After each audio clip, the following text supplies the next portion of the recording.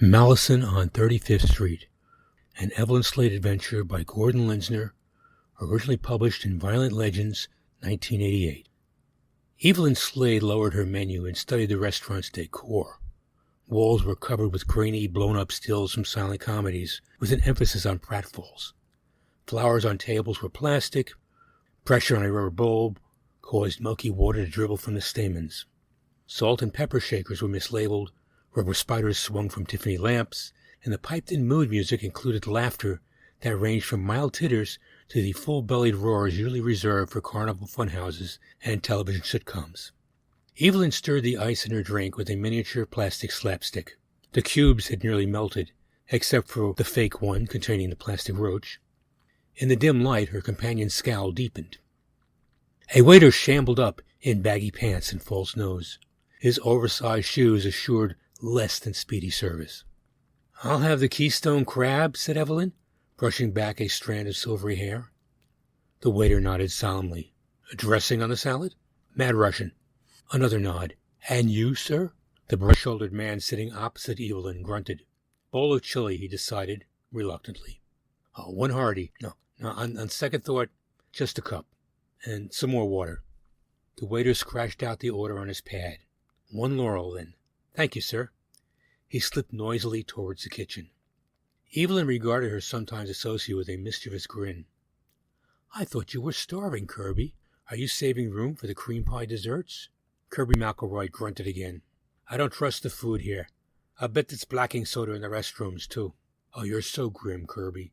Give the owners credit for some common sense. They want to run a fun restaurant, not scare customers away. I think Cheap Laughs is charming. I'm glad you suggested it." "Oh, I simply suggested we meet for lunch. I was thinking the Gramercy Inn near your place. You're the one wanted to traipse up to the garment district. I see others share my reservations about this place." He indicated the dining room with a wave of a thick hand. Only one other table was occupied by a pair of businessmen. Evelyn nodded thoughtfully. "Chief Laughs is empty for a midtown restaurant at 1 in the afternoon, isn't it?" The burly man's eyes narrowed at her tone. "Damn it, Evie, you're on a case. You were coming here before I called." Evelyn's ice-green eyes sparkled. "I wondered when you'd catch on." "Oh, it's not like you to be that secretive, not with me." She smiled apology. "Oh, frankly, I hadn't even considered bringing you in on this, Kirby. It sounded like a simple exorcism. But now that I'm soaking up the atmosphere, I'm less sure." She shrugged, sitting back as the waiter served them. "Maybe I realized subconsciously and influenced you telepathically to call me for a lunch date." Kirby stared glumly into his chili, which came in a deep ceramic cup shaped like an inverted derby. Beneath his dour exterior floated some shards of emotion, but these rarely surfaced. Evelyn Slade assumed her part-time associate felt whatever she deemed appropriate. In this case, grudging admiration. She was often, but not always, right. The chili was less bland than Kirby had feared, though not a match for the 5-alarm versions prepared on his own hot plate at home. He sucked a scrap of beef from between his teeth. "Any chance you'll tell me what we're investigating? Is the ghost of W.C. Fields raiding the wine cellar, or Fatty Arbuckle emptying the freezer?" Evelyn swallowed a bite of crab meat, but before she could reply, the tenor of the piped-in laughter changed, suddenly darkly sinister without a trace of gaiety. And as it grew harsher, the dining room became bitterly cold. One of the businessmen shuddered, threw down his fork, flapped his arm for the waiter's attention. The man in baggy pants obeyed fatalistically. Moments later, just as suddenly, the laughter was innocent again. Kirby and Evelyn sat alone in the dining room. "That," said Evelyn. Kirby did not speak. She continued. "The garment industry is one of the most competitive in New York City. Its executives want a relaxed atmosphere where they can lunch, making deals, influencing clients. Instances like this are driving customers away from Cheap Laughs." Kirby shrugged. "Doesn't sound like your type of problem, Evie. Someone tampered with the loop." "It's a 5-minute loop. We've been here a quarter of an hour." "Or hot-wired into the system?" Evelyn drummed blunt fingernails on the tabletop. Her thin features looked strained. "You know I wouldn't touch this if that was it. Cheap Laughs was gone over by an electronics expert. I read the report. The source must be paranormal." "A malefic spirit," Kirby offered. "Or merely servient." "Or both." Evelyn fingered the pentagonal charm that dangled from her gold necklace. She rarely wore jewelry, but this piece she was never without. It served as a focus for her energies. In any case, it's still on the premises. I invoked a barrier as soon as the laughter changed. She winced. Let's try to get out. Kirby rose, towered over the chessboard-sized table. Then I'd better find it. Quickly, Kirby. I can hold the barrier only a few minutes. This is a big restaurant. Don't talk. Concentrate. He moved from the table. Now, normally, such a spirit would be invisible to mortal eyes. But, in trying to break through Evelyn's barrier, it would have to divert some of its power, and would partially materialize. Kirby scanned the dining room, then dismissed it. In the spirit's place, he'd want to get as far as possible from the source of the barrier. His scowl dissuaded the waiter from interfering as he pushed open the kitchen's swinging doors. Cripes, yelped the chef. You guys were just here last week. We get more inspectors than customers. Kirby snorted. His sour face was better documentation than a badge for his gratuitous impersonation, which gave him the run of the kitchen. He glared into one huge pot after another. Anything could hide in the boiling soup, though not comfortably. He banged cabinet doors, rattled cans, sniffed at sides of beef. The task seemed impossible. Chef, dishwasher, and 2 kitchen aides followed his movements with increasing suspicion. Well, they had nothing else to do. There were no new orders. The businessman's dishes hadn't yet been bussed to the steaming sink. Carew McElroy glared back with even more suspicion, but the staff was too small for a spirit to successfully disguise itself as one of them. Kirby felt disgusted with himself. He hated to let Evelyn down. There were just too many places to look. The unwanted visitor could be tucked inside a drain pipe, under a head of lettuce. Then he stared at the sink, eyes widening, realizing for the first time that the water was hot enough to steam, even though there had been no dishes to clean for at least 20 minutes. The dishwasher leapt back to avoid Kirby's charge. He stared incredulously as the powerfully muscled man grasped at the writhing white wisps, apparently wrestling with them. One kitchen aide, deciding the inspector was a lunatic, crept up behind, rolling pin poised. Without loosening his grip on the wisp, Kirby kicked backwards. Max Sennett would have loved the resulting pratfall. I'm not letting go, Kirby growled, so you might as well take on your true shape. In an eye blink, the mist became something with a cat's face and a chimpanzee's torso, among other things. The fanged muzzle lunged at Kirby's throat, but he kept it unflinchingly at arm's length. He'd seen far worse in his associates with Evelyn Slade. Razor-sharp nails clawed at his wrist. Kirby grimaced. I'll stop choking you soon enough. A friend of mine wants to ask you some questions. The thing bared its teeth. I think you'll find her methods persuasive, Kirby replied, stepping through the swinging doors once more. Evelyn Slade greeted her associate with her warmest smile. Half a block from Cheap Laughs, the letter S was crudely pasted on the left side of a topless sign in the windows of Starker's Pub, a tavern with pseudo-English decor, on the south side of 35th Street. Kirby had insufficient time to admire the bikini-clad waitresses. Evelyn rushed him through the narrow tap room and up a narrower flight of stairs. The bartender shouted, "Hey," to no result. He shrugged. He tried to warn them.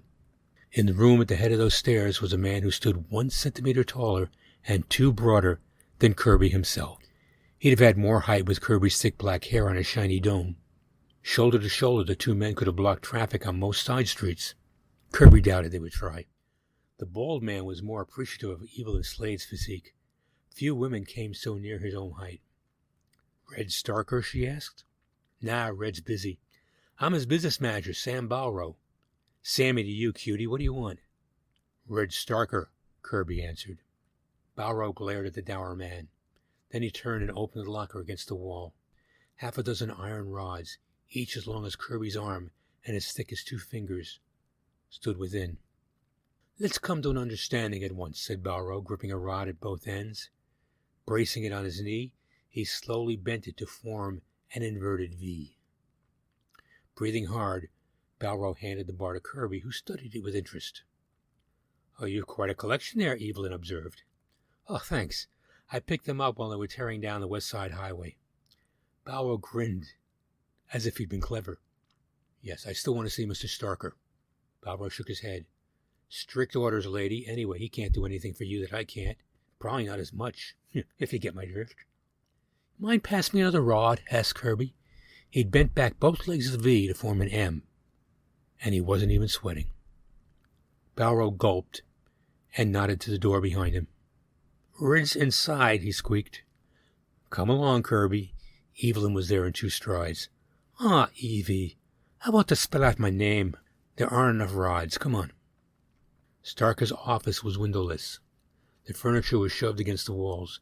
A threadbare rug rolled aside. The only illumination came from a quintet of thin black candles located at the points of a design chalked on the floor.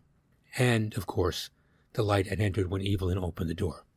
In the center of the chalk design sat the nude Red Starker. He leapt to his feet, careful to stay within the markings. Evelyn noted that the hair on his head was not naturally orange. "How dare you break in like this, Balro?" "Mr. Balro is downstairs, checking inventory." Evelyn stepped inside. With a toe of her flat-heeled shoe, she rubbed at one of the chalk lines. "No!" Starker yelled. "If he finds me unprotected—" "Not to worry, Mr. Starker. I sent your playmate home after it told me where to find you." She looked around the poorly lit room and sniffed. "Amateur. How long do you think your spirit would let you use it?" Suddenly aware of his vulnerable position, Red covered his crotch with one hand. "Long enough?" Evelyn laughed. "You're being toyed with, Starker. Look at this gap in the floorboards. Wouldn't take much of a spirit to cross that." Starker looked and shivered. "Now, you're lucky I got involved when I did," she went on. "You can imagine the kind of sport spirits enjoy. Or maybe you can't." Red eased sideways out of the magic figure and slipped on a bathrobe that lay crumpled in a corner. I didn't know what else to do. Since the city cracked down on all the topless places, business has been lousy. Cheap Lass was taking away all my customers. I had to get them back somehow. Not like this, Red. You could lose more than your life." Starker took a deep, shaky breath. "Yeah, I never noticed that gap. Should have used the cement floor in the basement." "No, Red." The green eyes were stern. "If you try this again, and the spirit doesn't get you, I will. It's people like you mucking about blindly with the occult that increase the danger for the rest of us." Starker stepped forward angrily. Evelyn touched her pentagonal charm and uttered one simple alien word. The perspiration on Red's forehead turned, literally, to ice. He plucked the ice off with shaking fingers. All right. I'll throw out the candles and the incense and the chalk. I'll go back to normal competitive practices like, bribing reviewers. I promise." Evelyn stuck out her hand. "I'll take the book, too." "Book? You didn't get this ceremony out of a Cracker Jack box." Oh, the book. Yeah, it's on my desk, behind you." Evelyn picked up the leather-bound tome. The pages were brittle. She glanced at the title. "Damn," she muttered. "I've got 3 copies already. Oh, then I can keep it?" She silenced Red with a glance. "Kirby," she called, "it's getting late. Let's stop at the inn for an early—" But Kirby McElroy had long since followed Sam Balro downstairs. Likely as not, the 2 huge men were engaged in a contest of capacity. Evelyn sighed, turned to Stark with a wry smile. "You see, Red? Business is picking up already."